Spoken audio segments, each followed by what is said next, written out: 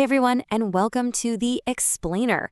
Today we're looking way ahead, like really far ahead, at a highly specific breaking tech rumor that's already sending ripples through the design world.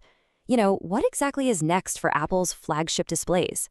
Well, let's unpack this iPhone 18 Nano Island rumor and see exactly where the industry is pointing.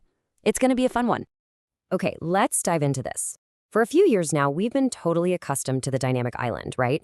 I mean, it's basically a defining trait of modern iPhones at this point. But as we all know, tech companies literally never stand still, and hardware iteration is just relentless. So the core question driving these latest industry whispers is pretty simple, honestly. What comes after the dynamic island? Well, a recent MSN report, which actually features insights from the channel IndustryIQ, poses a really fascinating question. It asks, will the iPhone 18 Pro Max launch with a smaller dynamic island, aka the Nano Island? Grounding our expectations in specific industry sources like this, like IndustryIQ and that MSN report, really helps us piece together where Apple's design language is actually heading, rather than us just totally guessing in the dark. So, what are we actually talking about here? Let's officially define it. The Nano Island is pretty much exactly what it sounds like. It's a rumored evolution of the screen cutout that basically takes that interactive, software-driven, dynamic UI we all know, and it just physically shrinks its footprint. Understanding this specific shift from dynamic to nano is absolutely crucial if we want to visualize the upcoming hardware generation. Let's move to the timeline and see how this builds over the years. If we actually map out the last few design cycles, the trend is, well, it's incredibly obvious. We moved away from the static notch era, right? And shifted entirely into the interactive dynamic island era. So looking ahead to 2026 and that iPhone 18 line, the Nano Island is really the logical next step. It represents this clear, relentless, chronological shrinking of that front-facing hardware footprint. Now, what's really interesting about this slide is the sheer contrast. When you put the current dynamic island right next to this rumored nano island, the difference is striking. Actually, the entire focus of the Industry IQ report rests heavily on just one single word, and that's smaller.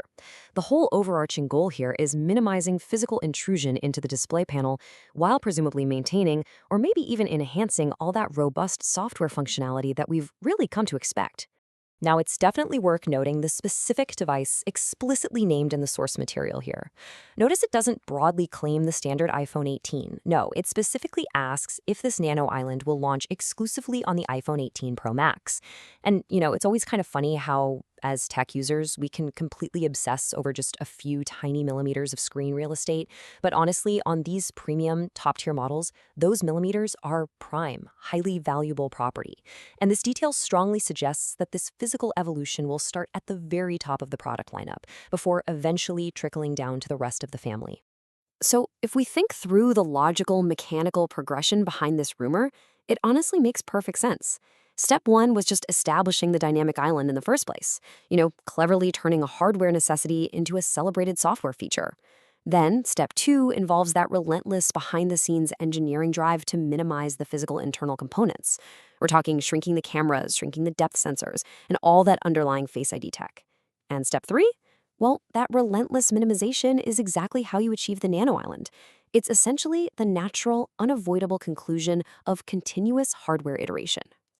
So the crucial point is that the parameters of this rumor are crystal clear. Sourced directly from Industry IQ and MSN, this evolution specifically targets the high-end iPhone 18 Pro Max. It represents an explicitly smaller cutout, and it's officially dubbed the Nano Island evolution.